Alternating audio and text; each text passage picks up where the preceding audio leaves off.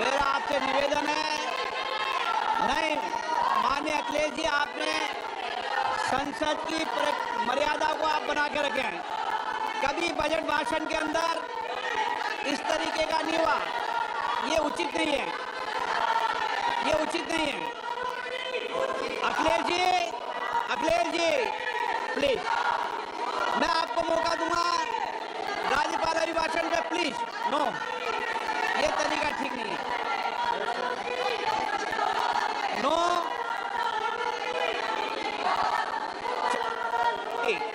राज्यपाल अभिभाषण पे चर्चा होगी। नो तरीका। Honorable Speaker, I present the budget for 25-26. This budget continues our government's efforts to A. Accelerate growth, B. Secure inclusive development, C. Invigorate private sector investments, D. Uplift household sentiments, and E. Enhance spending power of India's rising middle class. Together, we embark on a journey to unlock our nation's tremendous potential for greater prosperity and global positioning under the leadership of Honorable Prime Minister Shri Narendra Modi. As we complete the first quarter of the 21st century, continuing geopolitical headwinds suggest lower global economic growth over the medium term. However, our aspiration for a Vikasit Bharat inspires us, and the transformative work we have done during our government's first 2 terms guides us to march forward resolutely. Our economy is the fastest growing Among all major economies, our development track record for the past 10 years and structural reforms have drawn global attention. Confidence in India's capability and potential has only grown in this period. We see the next 5 years as a unique opportunity to realize Sabka Vikas, stimulating balanced growth of all regions. The great Telugu poet and playwright Gurujada Apparao had said, "Deshamante matti kadoy, deshamante manushuloy," meaning a country is not just its soil, a country is its people. In line with this, for us, Vikasit Bharat encompasses zero poverty, 100% quality good school education, access to high quality, affordable and comprehensive health care, 100% skilled labor with meaningful employment, 70% women in economic activities, and farmers making our country the food basket of the world. In this budget, the proposed development measures span 10 broad areas focusing on Garib, youth, Annadata and Nari, spurring agricultural growth and productivity, building rural prosperity and resilience, taking everyone together on an inclusive growth path, boosting manufacturing and furthering Make in India, supporting MSMEs, enabling employment-led development, investing in people, economy and innovation, securing energy supplies, promoting exports and nurturing innovation. For this journey of development, our 4 powerful engines are agriculture, MSME, investments and exports.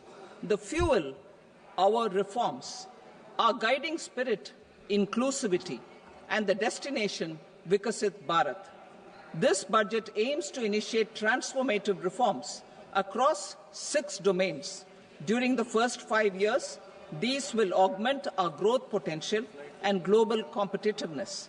The domains are taxation, power sector, urban development, mining, financial sector, and regulatory reforms. Agriculture as the first engine. Now I move to specific proposals, beginning with agriculture as the first engine.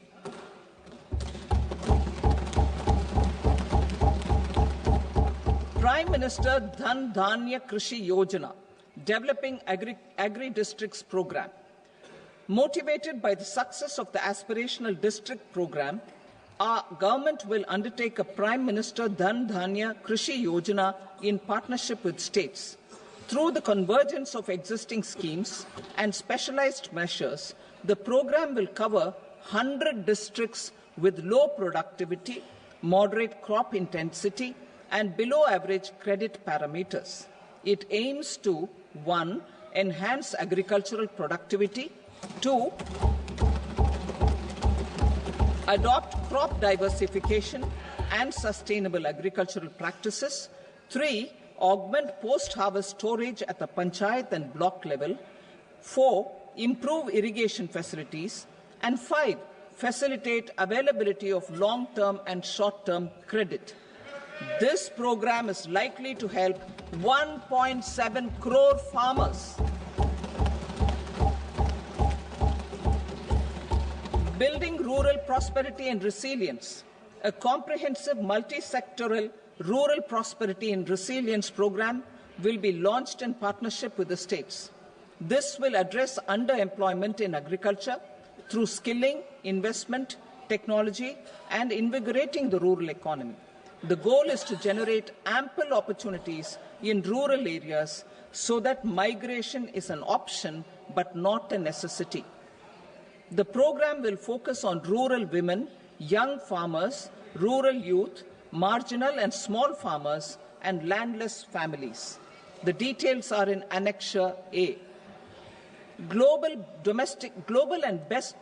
Domestic best practices will be incorporated, and appropriate technical and financial assistance will be sought from multilateral development banks. In Phase 1, 100 developing agri-districts will be covered. Atmanirbharta in pulses. Our government is implementing the National Mission for Edible Oilseed for achieving Atmanirbharta in edible oils. Our farmers have the capability to grow enough for our needs and more. 10 years ago, we made concerted efforts and succeeded in achieving near self-sufficiency in pulses. Farmers responded to the need by increasing the cultivated area by 50%, and government arranged for procurement and remunerative prices. Since then, with rising incomes and better affordability, our consumption of pulses has increased significantly. Our government will now launch a 6-year mission for Atmanirbharta in pulses with a special focus on Tuar, Urad, and Masoor. Details are in Annexure B. Central agencies such as NAFED and NCCF will be ready to procure these 3 pulses as much as offered during the next 4 years from farmers who register with these agencies and enter into agreements. Comprehensive program for vegetables and fruits. It is encouraging that our people are increasingly becoming aware of their nutritional needs. It is a sign of a society becoming healthier. With rising income levels, the consumption of vegetables, fruits, and Sri Anna is increasing significantly. A comprehensive program to promote production, efficient supplies, processing, and remunerative prices for farmers will be launched in partnership with the states. Appropriate institutional mechanisms for implementation and participation of farmer-producer organizations and cooperatives will be set up. Makhana Board in Bihar. For this, there is a special opportunity for the people of Bihar. A Makhana Board will be established in the state to improve production, processing, value addition, and marketing of makhana. The people engaged in these activities will be organized into FPOs. The board will provide hand-holding and training support to makhana farmers and will also work to ensure they receive the benefits of all relevant government schemes. A national mission on high-yielding seeds will be launched, aimed at 1. Strengthening research ecosystem, 2. Targeted development and propagation of seeds with high yield, pest resistance, and climate resilience, and 3. Commercial availability of more than 100 seed varieties released since July 2024. India ranks second largest globally in fish production and aquaculture.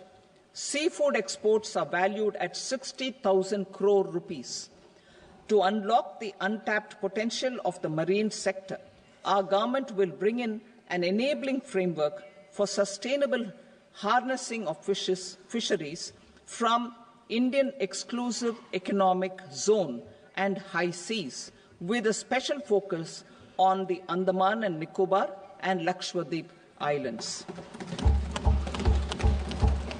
For the benefit of lakhs of cotton growing farmers, I am pleased to announce a mission for cotton productivity. This 5-year mission will facilitate significant improvements in productivity and sustainability of cotton farming and promote extra long staple cotton varieties. The best of science and technology support will be provided to farmers. Aligned with our integrated 5F vision for the textile sector, this will help in increasing incomes of the farmers and ensure a steady supply of quality cotton for rejuvenating India's traditional textile sector. Kisan credit cards facilitate short-term loans for 7.7 crore farmers, fishermen, and dairy farmers.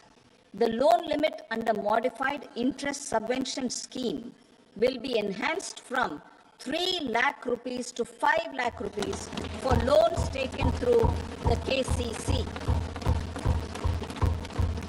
For Atmanirbharta in urea production, our government had reopened 3 dormant urea plants in the eastern region.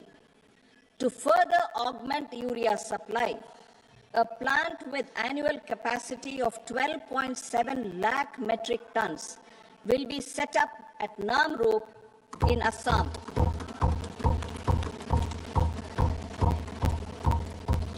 India Post, with 1.5 lakh rural post offices, complemented by the India Post Payment Bank and a vast network of 2.4 lakh Dak Sevaks, will be repositioned to act as a catalyst for the rural economy.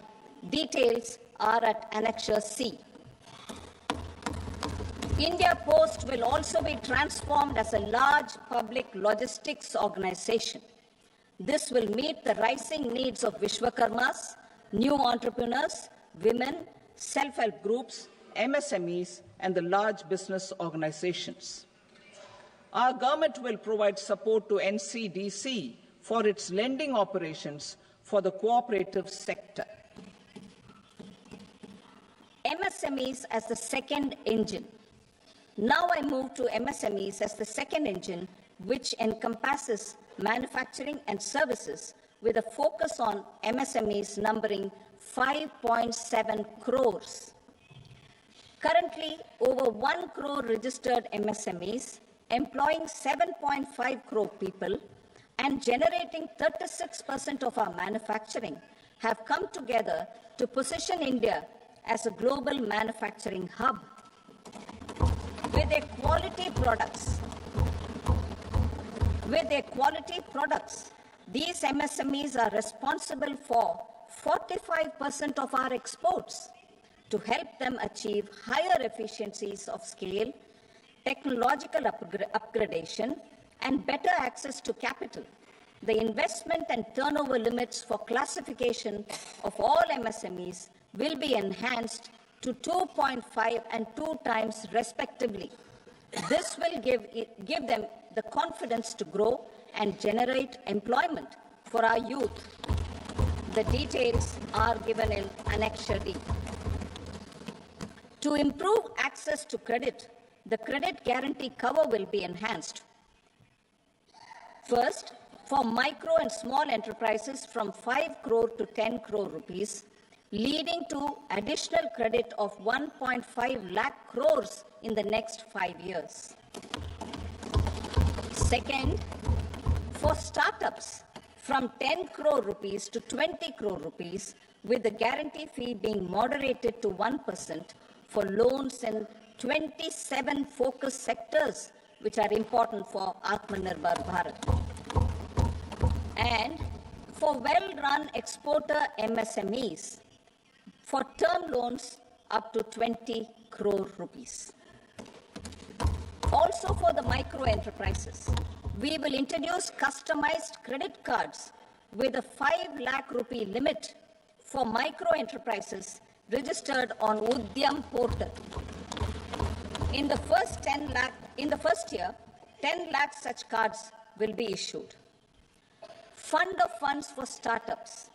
The alternate investment fund, AIFs, for startups have received commitments of more than 91,000 crores rupees. These are supported by the fund of funds set up with the Government of India's contribution of 10,000 crore rupees. Now, a new fund of funds with expanded scope and a fresh contribution of another 10,000 crore rupees will be set up. A new scheme will be launched for 5 lakh women, scheduled castes and scheduled tribes, first-time entrepreneurs. This will provide term loans up to 2 crore rupees during the next 5 years. The scheme will incorporate lessons from the successful Stand Up India scheme. Online capacity building for entrepreneurship and managerial skills will also be organized. Measures for labor-intensive sectors. To promote employment and entrepreneurship opportunities in labor-intensive sectors, our government will undertake specific policy and facilitation measures. To enhance the productivity, quality, and competitiveness of India's footwear and leather sector, a focused product scheme will be implemented. The scheme will support design capacity, component manufacturing, and machinery required for production of non-leather quality footwear, besides the support for leather footwear and products. The scheme is expected to facilitate employment for 22 lakh persons, generate over 4 lakh crore rupees, and exports of over 1.1 lakh crore rupees. Measures for the toys sector. Building on the National Action Plan for Toys, we will implement a scheme to make India a global hub for toys. The scheme will focus on development of clusters, skills, and a manufacturing ecosystem that will create high-quality, unique, innovative, and sustainable toys that will represent the Made in India brand. Support for food processing. In line with our commitment towards Purvodaya, we will establish a National Institute of Food Technology, Entrepreneurship, and Management in Bihar. The institute will provide a strong fillip to food processing activities in the entire eastern region. This will result in 1. Enhanced income for the farmers through value addition to their produce, and 2. Skilling entrepreneurship and employment opportunities for the youth. Manufacturing mission, furthering Make in India. Our government will set up a national manufacturing mission covering small, medium, and large industries for furthering Make in India by providing policy support, execution roadmaps, governance, and monitoring framework for central ministries and states. Details are in Annexure E. Given our commitment to climate-friendly development, the mission will also support clean tech manufacturing. This will aim to improve domestic value addition and build our ecosystem for solar PV cells, EV batteries, motors and controllers, electrolyzers, wind turbines, very high voltage transmission equipment, and grid scale batteries. Investment as the third engine. Now I move to investment as the third engine, which encompasses investing in people, investing in the economy, and investing in innovation. Investing in people. Saksham Anganwadi and Poshan 2.0. Saksham Anganwadi and Poshan 2.0 program provides nutritional support to more than 8 crore children, 1 crore pregnant women and lactating mothers all over the country, and about 20 lakh adolescent girls in aspirational districts and the Northeast region. The cost norms for these nutritional support will be enhanced appropriately. Atal Tinkering Labs. 50,000 Atal Tinkering Labs will be set up in government schools in the next 5 years to cultivate the spirit of curiosity and innovation and foster a scientific temper among young minds. Broadband connectivity to government secondary schools and PHCs. Broadband connectivity will be provided to all government secondary schools and primary health centers in rural areas under the BharatNet project. Bharatiya Bhasha Pustak Scheme. We propose to implement a Bharatiya Bhasha Pustak scheme to provide digital form Indian language books for schools and for higher education. This aims to help students understand their subjects better and in their language. National Centers of Excellence for Skilling. Building on the initiative announced in the July 24 budget, 5 National Centers of Excellence for Skilling will be set up with global expertise and partnerships to equip our youth with the skills required for Make for India, Make for the World manufacturing. The partnership will cover curriculum design, training of trainers, and a skills certification framework and periodic reviews. Expansion of capacity in IITs.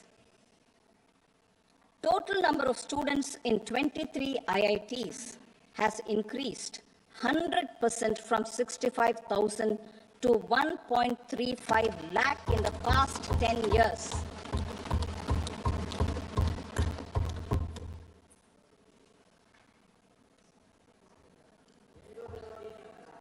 Additional infrastructure will be created in the 5 IITs started after 2014 to facilitate education for 6,500 more students. Hostel and other infrastructure capacity at IIT Patna will also be expanded.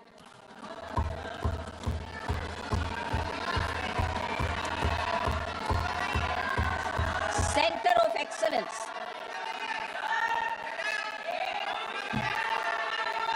Center of Excellence in AI for Education.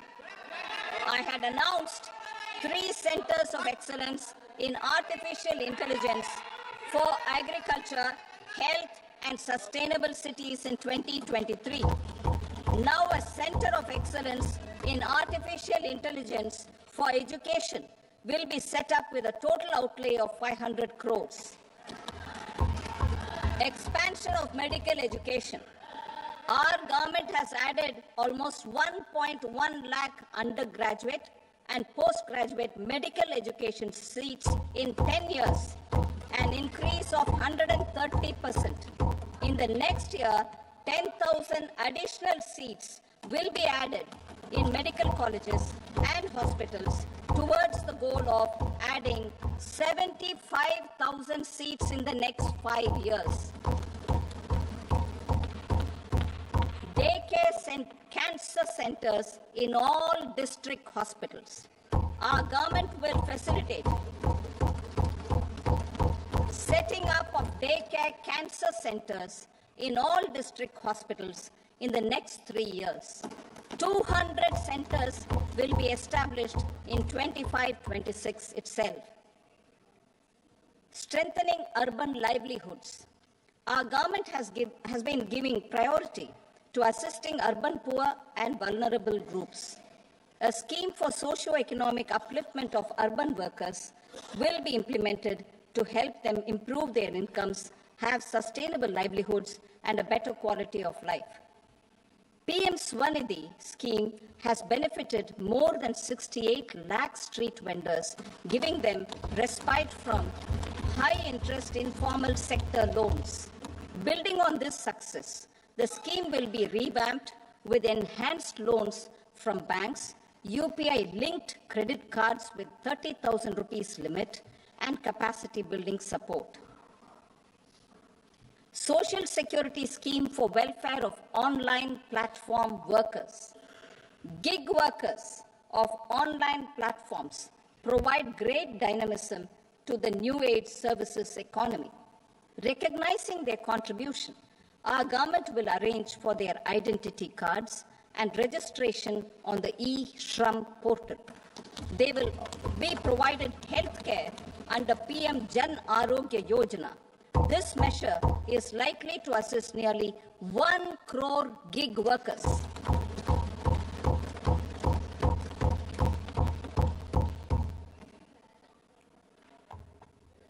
Investing in the economy. Public-private partnership in infrastructure. Each infrastructure-related ministry will come up with a 3-year pipeline of projects that can be implemented in PPP mode. States will also be encouraged to do so and can seek support from the India Infrastructure Project Development Fund, which is a scheme to prepare PPP proposals. Support to states for infrastructure. An outlay of 1.5 lakh crore is proposed for the 50-year interest-free loans to states for capital expenditure and incentives for reforms. Building on the success of the first asset monetization plan announced in 2021, the second plan for 2025 to 30 will be launched to plow back capital of 10 lakh crore in new projects. Regulatory and fiscal measures will be fine-tuned to support the plan. Jal Jeevan Mission. Since 2019, 15 crore households representing 80% of India's rural population have been provided access to portable tap water connections. To achieve 100% coverage, I am pleased to announce the extension of this mission until 2028 with an enhanced total outlay. The mission's focus will be on the quality of infrastructure and O&M of rural piped water supply schemes through Jan Bhagidari. A separate MOU or separate MOUs will be signed with the states and union territories to ensure sustainability and citizen-centric water services delivery. Urban sector reforms. Building on the July budget proposals, urban sector reforms related to governance, municipal services, urban land, and planning will be incentivized. Urban Challenge Fund. The government will set up an urban challenge fund of 1 lakh crore rupees to implement the proposals for cities as growth hubs, creative redevelopment of cities, and for water and sanitation purposes announced in the July budget.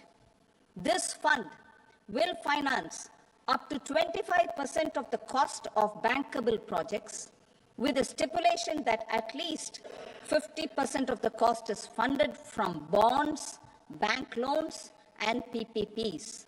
An allocation of 10,000 crore is proposed in 2025-26.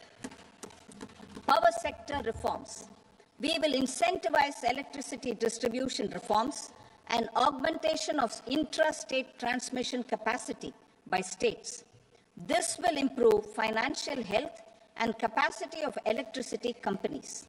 Additional borrowing of 0.5% of GSDP will be allowed to states contingent on these reforms. Nuclear energy mission for Vikasit Bharat. Development of at least 100 gigawatt of nuclear energy by 2047 is essential for our energy transition efforts. For an active partnership with the private sector towards this goal, amendments to the Atomic Energy Act and the Civil Liability for Nuclear Damage Act will be taken up. A nuclear energy mission for research and development of small modular reactors with an outlay of 20,000 crore will be set up.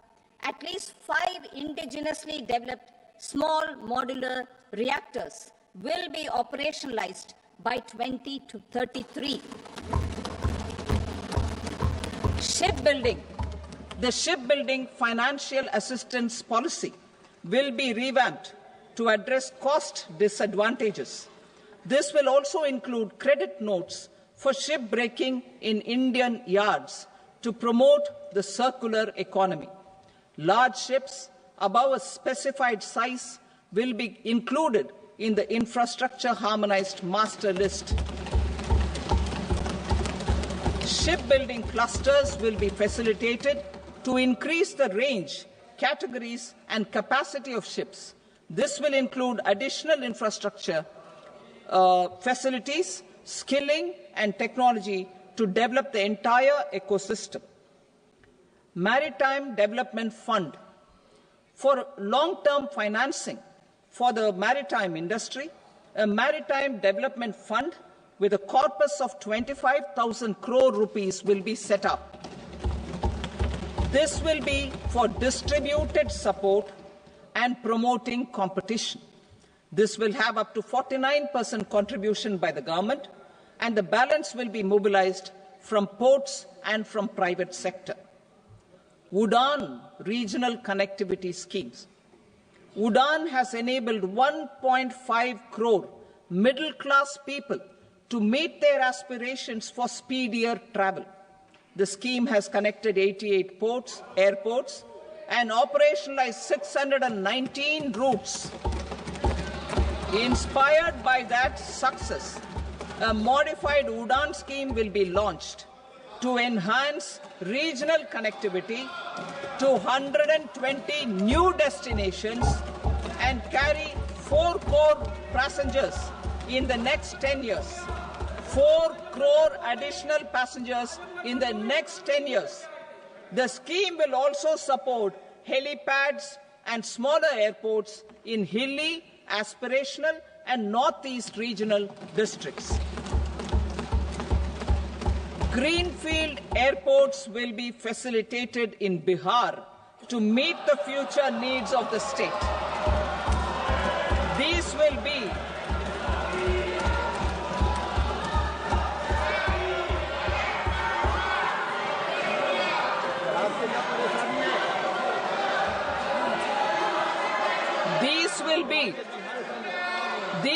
be in addition to the expansion of the capacity of Patna Airport and a brownfield airport in Beta. Western Kosi Canal project in Mithilanchal. Financial support will be provided for the Western Kosi Canal ERM project, benefiting a large number of farmers cultivating over 50,000 hectares of land in the Mithilanchal region of Bihar. Mining sector reforms. Mining sector reforms, including those for minor minerals, will be encouraged through sharing of best practices and institutions of a state mining index. A policy for recovery of critical minerals from tailings will be brought out. Under the special window for affordable and mid-income housing, SWAMI, 50,000 dwelling units in stressed housing projects have been completed and keys handed over to home buyers. Another 40,000 units will be completed in 2025, further helping middle-class families who were paying EMIs on loans taken for apartments while also paying rent for their current dwellings. Building on this success, Swami Fund 2 will be established as a blended finance facility with contribution from the government, banks and private investors. This fund of 15,000 crore rupees will aim for expeditious completion of another 1 lakh units. PM Gati Shakti data for private sector. For furthering PPPs and assisting the private sector in project planning, access to relevant data and maps from the PM Gati Shakti portal will be provided. Tourism for employment-led growth. Top 50 tourist destination sites in the country will be developed in partnership with states through a challenge mode. Land for building key infrastructure will have to be provided by the states. Hotels in these destinations will be included in the infrastructure harmonized list. The following measures will be taken for facilitating employment-led growth. Organizing intensive skill development programs for our youth, including in institutes of hospitality management. Providing mudra loans for homestays. Improving ease of travel and connectivity to tourist destinations. Providing performance-linked incentives to states for effective destination management, including tourist amenities, cleanliness, and marketing efforts, and introducing streamlined e-visa facilities along with visa fee waivers for certain tourist groups. Continuing with the emphasis on places of spiritual and religious significance in the July budget, there will be a special focus on destinations related to the life and times of Lord Buddha. Medical tourism and heal in India. Medical tourism and heal in India will be promoted in partnership with the private sector along with capacity building and easier visa norms. Investing in innovation. To implement private sector-driven research, development, and innovation initiatives announced in the July budget, I am now allocating 20,000 crore rupees for this purpose. A deep tech fund of funds will also be explored to catalyze the next generation startups as a part of this initiative. In the next 5 years, under the PM Research Fellowship Scheme, we will provide 10,000 fellowships for technological research in IITs and IISc with enhanced financial support. The second gene bank with 10 lakh germplasm lines will be set up for future food and nutritional security. This will provide conservation support to both public and private sectors for genetic resources. We will start a national geospatial mission to develop foundational geospatial infrastructure and data.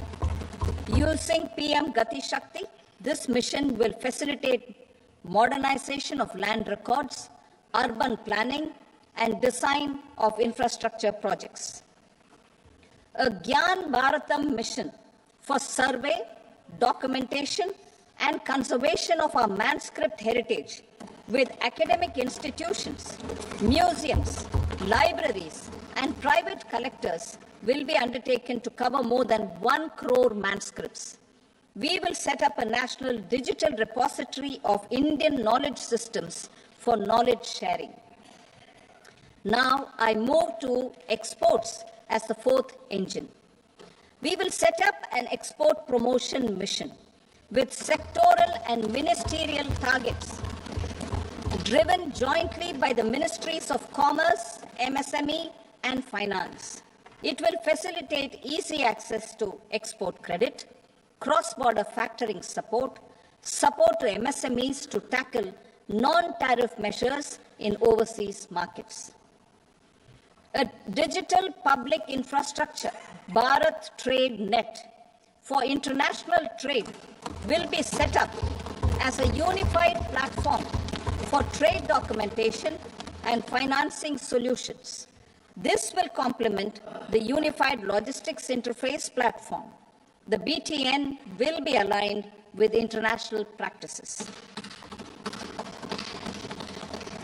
Support will be provided to develop domestic manufacturing capacities for our economy's integration with global supply chains. Sectors will be identified based on objective criteria. Facilitation groups with participation of senior officers and industry representatives will be formed for select products and supply chains. Through this, there are huge opportunities related to Industry 4.0, which needs high skills and talent. Our youth have both.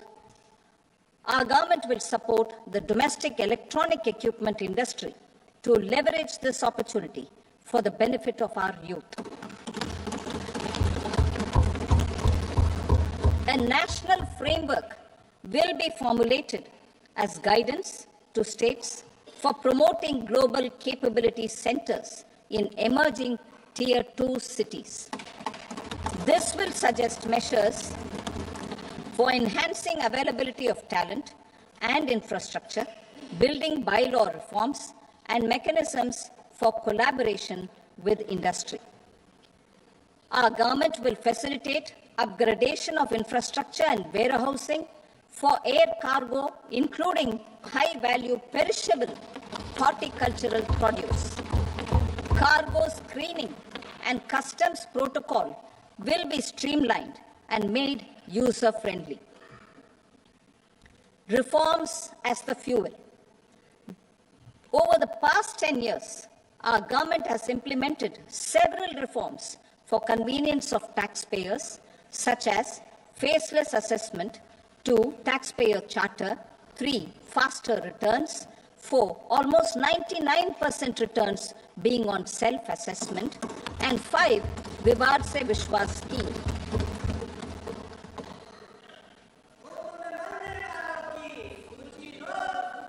Continuing these efforts, I reaffirm the commitment of the Tax Department to trust first, scrutinize later. I also propose to introduce the new income tax bill next week. I will detail the indirect tax reforms and changes in direct taxes in Part B. Financial sector reforms. The FDI limit for the insurance sector will be raised from 74 to 100%. This enhanced limit will be available for those companies which invest the entire premium in India. The current guardrails and conditionalities associated with foreign investment will be reviewed and simplified.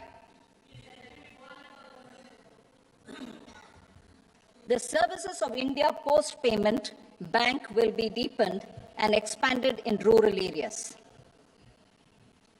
NABFID will set up a partial credit enhancement facility for corporate bonds for infrastructure. Public sector banks will develop Grameen Credit Score framework to serve the credit needs of SHG members and people in rural areas. A forum for regulatory coordination and development of pension products will be set up. To implement the earlier announcement on simplifying the KYC processes, the revamped Central KYC Registry will be rolled out in 2025. We will also implement a streamlined system for periodic updating.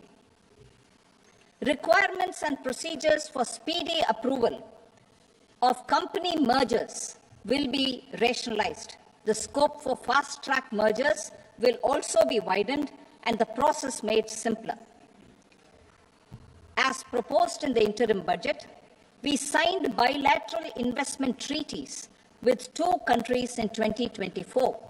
To encourage sustained foreign investment and in the spirit of First Develop India, the current model BIT will be revamped and made more investor-friendly.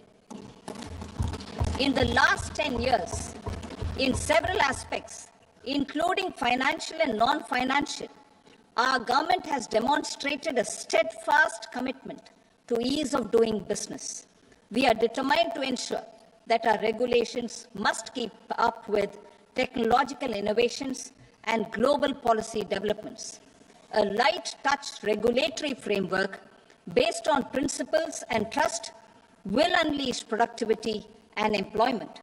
Through this framework, we will update regulations that were made under old laws. To develop this modern, flexible, people-friendly, and trust-based regulatory framework appropriate for the 21st century, I propose 4 specific measures. A high-level committee for regulatory reforms will be set up for a review of all non-financial sector regulations, certifications, licenses, and permissions. The committee will be expected to make recommendations within a year. The objective is to strengthen trust-based economic governance and take transformational measures to enhance ease of doing business, especially in matters of inspection and compliances. States will be encouraged to join in this endeavor.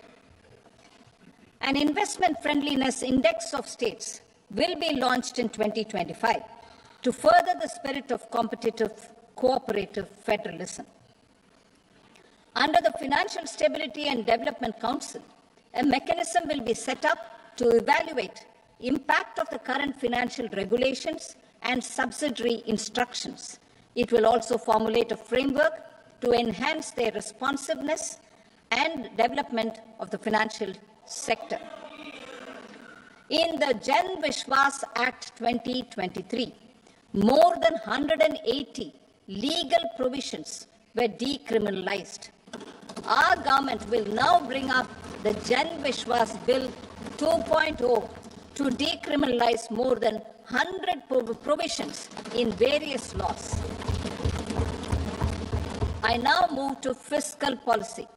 In the July budget, I had committed to staying the course for fiscal consolidation. Our endeavor will be to keep the fiscal deficit each year such that central government debt remains on a declining path as a percentage of the GDP. The roadmap for the next 6 years has been detailed in the FRBM statement. Revised estimates for 2024-25. The revised estimate of the total receipts other than borrowings is 31.47 lakh crore rupees, of which the net tax receipts are 25.57 lakh crore rupees. The revised estimate of the total expenditure is 47.16 lakh crore rupees, of which the capital expenditure is about 10.18 lakh crore rupees. The revised estimate of the fiscal deficit is 4.8% of the GDP. Budget estimates for 25-26. Coming to 25-26, the total receipts other than borrowings and total expenditure are estimated at 34.96 lakh crore rupees and 50.65 lakh crore rupees respectively. The net tax receipts are estimated at 28.37 lakh crore rupees. The fiscal deficit is estimated to be 4.4% of GDP. To finance the fiscal deficit, the net market borrowings from dated securities are estimated at 11.54 lakh crore. The balance financing is expected to come from small savings and other sources. The gross market borrowings are estimated at 14.82 lakh crore rupees. I will now move to Part B. Indirect taxes. My proposals relating to customs aim to rationalize tariff structure and address duty inversion. These will also support domestic manufacturing and value addition, promote exports, facilitate trade, and provide relief to common people. Rationalization of customs tariff structure for industrial goods. As a part of comprehensive review of customs rate structure announced in July 2024 budget, I propose to 1. Remove 7 tariff rates. This is over and above the 7 tariff rates removed in 23-24 budget. After this, there will be only 8 remaining tariff rates, including 0 rate. 2. Apply appropriate cess to broadly maintain effective duty incidence, except on a few items where such incidence will reduce marginally. 3. Levy not more than 1 cess or surcharge. Therefore, I propose to exempt social welfare surcharge on 82 tariff lines that are subject to a cess. I shall now take up sector-specific proposals. To provide relief to patients, particularly those suffering from cancer, rare diseases, and other severe chronic diseases, I propose to add 36 life-saving drugs and medicines to the list of medicines fully exempted from basic custom duty.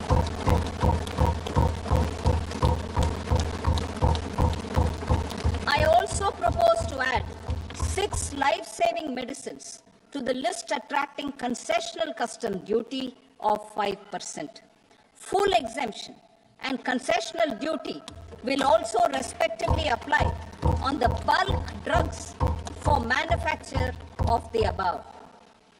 Specified drugs and medicines under patient assistance programs run by the pharmaceutical companies are fully exempt from BCD, provided the medicines are supplied free of cost to the patients. I propose to add 37 more medicines along with 13 new patient assistance programs. Support to domestic manufacturing and value addition. Critical minerals. In the July 2024 budget, I had fully exempted BCD on 25 critical minerals that are not domestically available.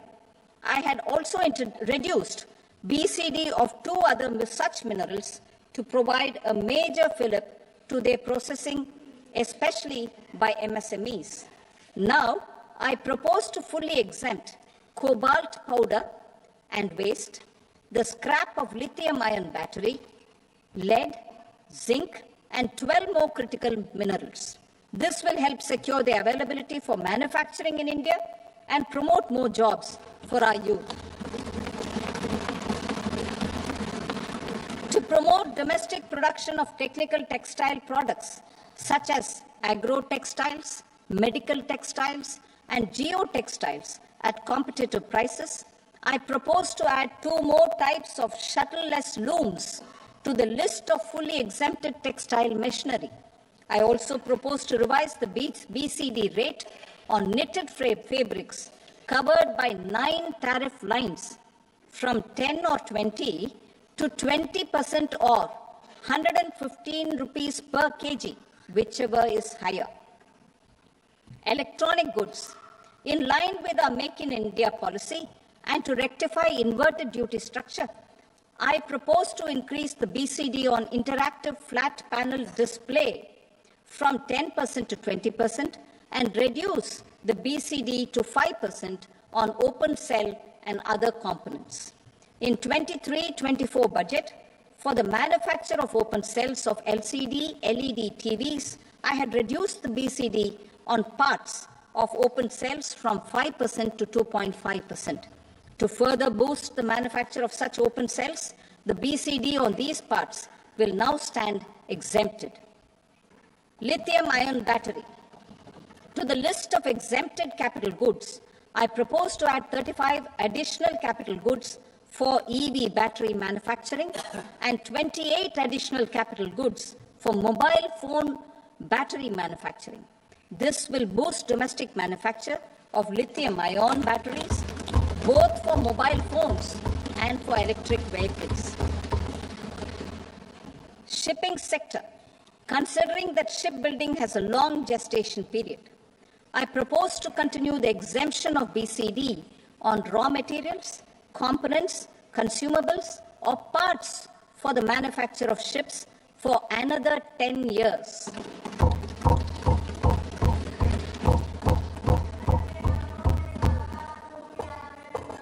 I also propose the same dispensation for shipbreaking to make it more competitive. Telecommunication. To prevent classification disputes, I propose to reduce the BCD from 20% to 10% on carrier-grade Ethernet switches to make it at par with non-carrier-grade Ethernet switches. Export promotion. To facilitate exports of handicrafts, I propose to extend the time period for export from 6 months to 1 year, further extendable by another 3 months if required.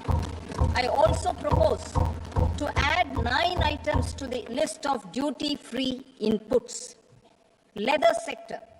I propose to fully exempt BCD on wet blue leather to facilitate imports for domestic value addition and employment.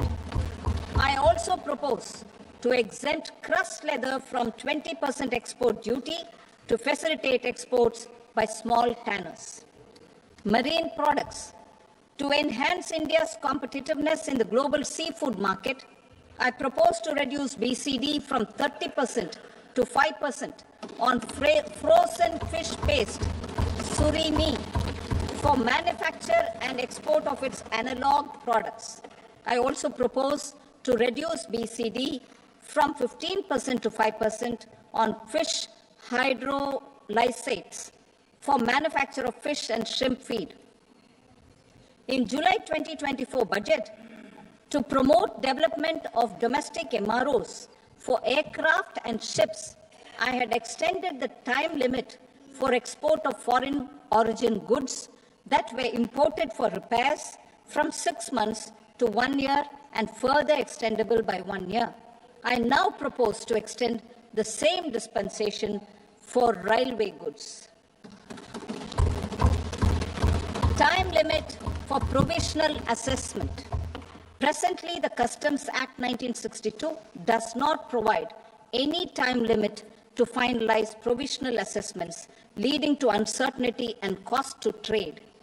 As a measure of promoting ease of doing business, I propose to fix a time limit of 2 years, extendable by a year, for finalizing the provisional assessment. I propose to introduce a new provision that will enable importers or exporters, after clearance of goods, to voluntarily declare material facts and pay duty with interest but without penalty. This will incentivize voluntary compliance. However, this will not apply in cases where department has already initiated audit or investigation proceedings. For industry to better plan their imports, I propose to extend the time limit for the end use of imported inputs in the relevant rules from 6 months to 1 year. This will provide operational flexibility in view of cost and uncertainty of supply. Further, such importers will now have to file only quarterly statements instead of a monthly statement.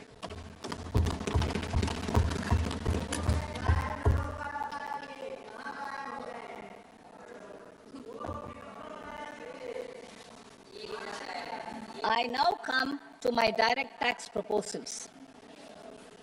In Part A, I have briefly underlined taxation reforms as one of key reforms to realize our vision of Vikasit Bharat. In respect of criminal law, our government had earlier ushered in Bharatiya Nyaya Sanhita, replacing Bharatiya Danda Sanhita. I am happy to inform this august House and the country that for new income tax bill will carry forward the same spirit of Nyaya in its drafting as well. The new bill will be clear and direct in text, with close to half of the present law in terms of both chapters and words. It will be simple to understand for taxpayers and tax administrators, leading to tax certainty and reduced litigation. Reforms, however, are not a destination. They are means to achieve good governance for our people and economy. Providing good governance primarily involves being responsive. The Tirukkural captures this in verse 542, which reads, "Vaanokki vaazhum ulagallam, mannavan kol nokki vaazhum kudi," meaning, just as the living beings live expecting rains, citizens live expecting good governance. Our government is committed to keeping an ear to the ground and a finger on the pulse and responding while balancing our national building efforts.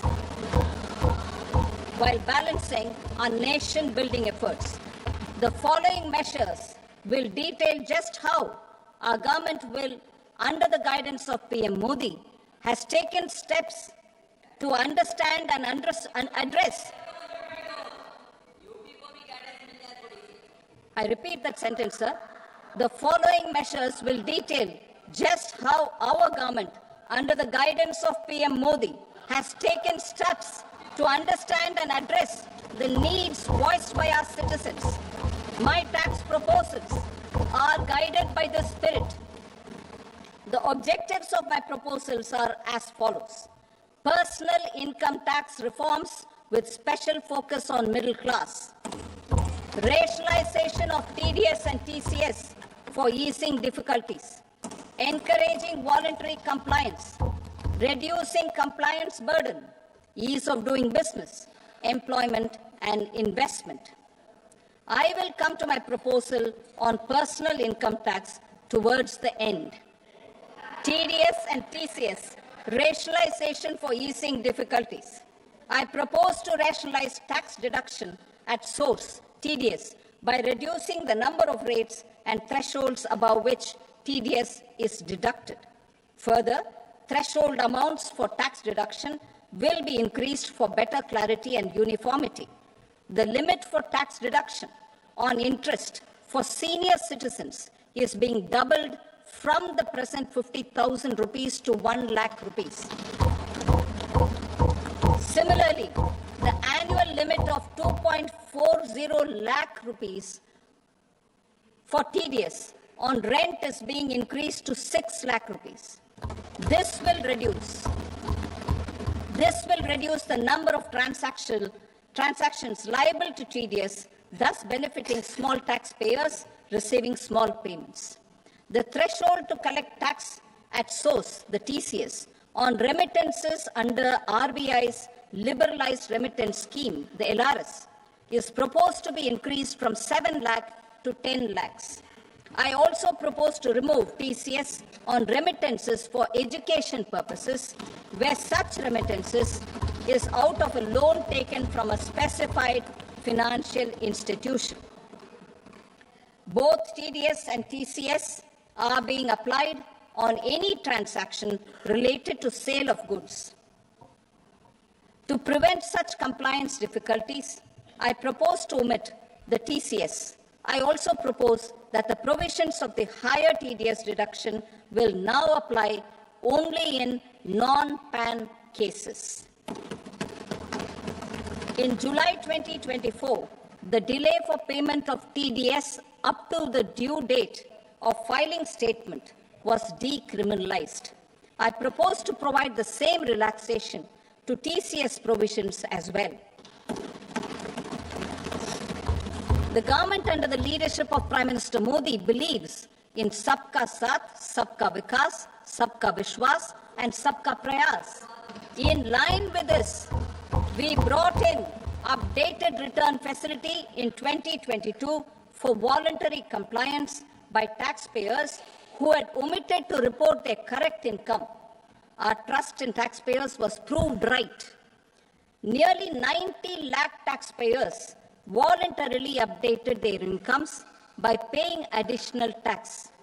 Taking this trust further, I now propose to extend the time limit to file updated returns for any assessment year from the current limit of 2 years to 4 years. I propose to reduce the compliance burden for small charitable trusts and institutions by increasing their period of registration from 5 years to 10 years. It is also proposed that disproportionate consequences do not arise for minor defaults, such as incomplete applications filed by charitable entities. Presently, taxpayers can claim the annual value of self-occupied properties as nil only on the fulfillment of certain conditions. Considering the difficulties faced by taxpayers, it is proposed to allow the benefit of 2 such self-occupied properties without any condition. To streamline the process of transfer pricing and to provide an alternative to yearly examination, I propose to introduce a scheme for determining arm's length price of international transaction for a block period of 3 years. This will be in line with global best practices. With a view to reduce litigation and provide certainty in international taxation, the scope of safe harbor rules is being expanded. A number of senior and very senior citizens have very old national savings schemes accounts. As interest is no longer payable on such accounts, I propose to exempt withdrawals made from NSS by individuals on or after 29th August 2024. I am also proposing to allow similar treatment to NPS Vatsalya accounts as is available to normal NPS accounts subject to overall limits. In my speech in July 2024, I had promised that all processes, including giving effect to appellate orders, shall be digitalized and made paperless over the next 2 years. So I'm happy to announce that digitalization is being made operational now. In July 2024, we brought in the Vivad Se Vishwas scheme to resolve income tax disputes pending in appeal.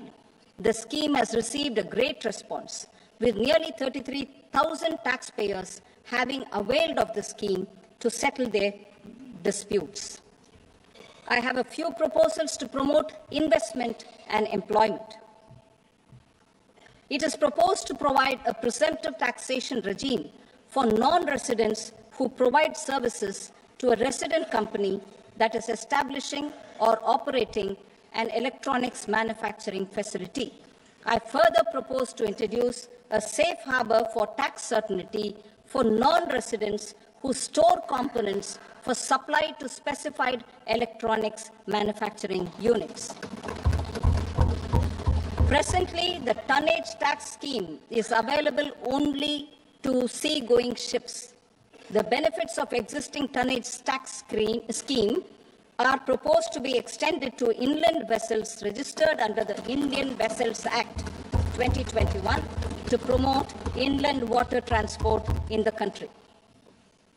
Extension for incorporation of startups. We continue to support the Indian startup ecosystem. I propose to extend the period of incorporation by 5 years to allow the benefit available to startups which are incorporated before 1/4/2030.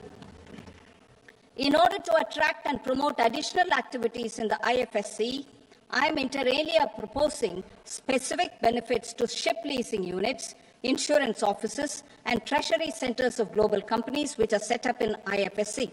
Further, to claim benefits, the cutoff date for commencement in IFSC has also been extended by 5 years to 31/3/2030. Category 1 and Category 2 AIFs are undertaking investments in infrastructure and other such sectors. I propose to provide certainty of taxation to these entities on the gains from securities. to promote funding from sovereign wealth funds and pension funds to the infrastructure sector, I propose to extend the date of making an investment by 5 more years up to 31st March 2030.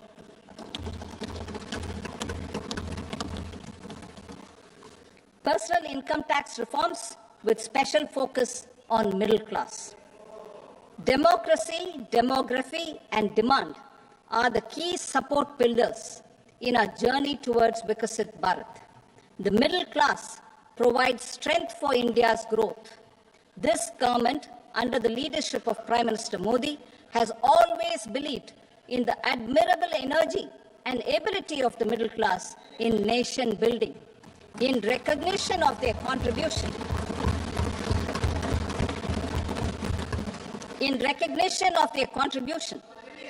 we have periodically reduced their tax burden.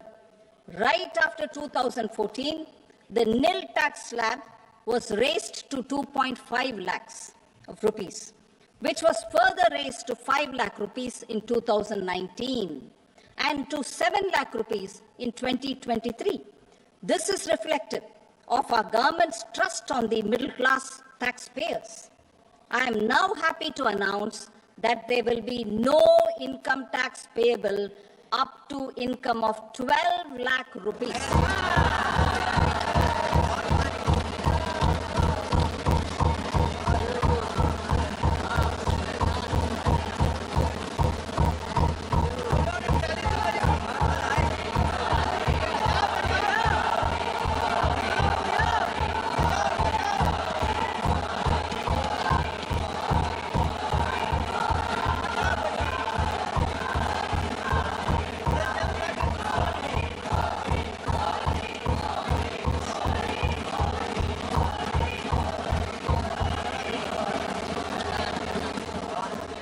So, average income of 1 lakh per month other than the special rate income such as capital gains under the new regime. This limit will be 12.75 lakh for salaried taxpayers due to the standard deduction of 75,000. Slabs and rates are being changed across the board to benefit all taxpayers. The new structure will substantially reduce the taxes of the middle class and leave more money in their hands, boosting household consumption, savings, and investment. In the new tax regime, I propose to revise tax rate structures as follows: 0 to 4 lakh rupees nil, 4.8 lakh rupees to 4 to 8 lakh rupees 5%, 8 to 12 lakh rupees 10%, 12 to 16 lakh rupees 15%, 16 to 20 lakh rupees 20%, 20 to 24 lakh rupees 25%, and above 24 lakh rupees 30%. To taxpayers up to 12 lakh of normal income other than special rate income such as capital gains. I read that again. To taxpayers up to 12 lakh of income other than special rate income such as capital gains, tax rebate is being provided in addition to the benefit due to slab rate reduction in such a manner that there is no tax payable by them. The total tax benefit of slab rate changes and rebate at different income levels can be illustrated with a few examples.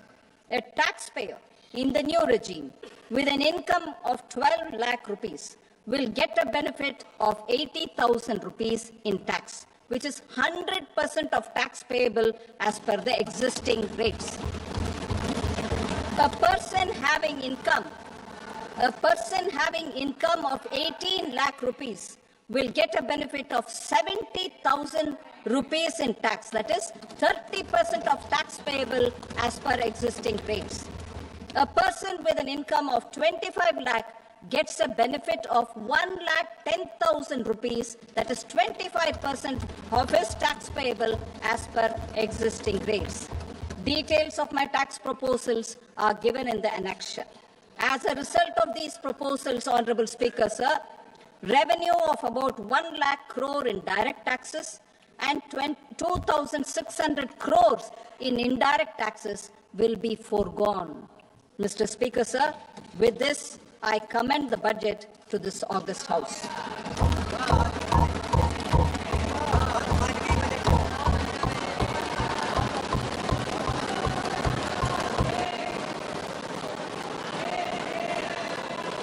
Item number 2.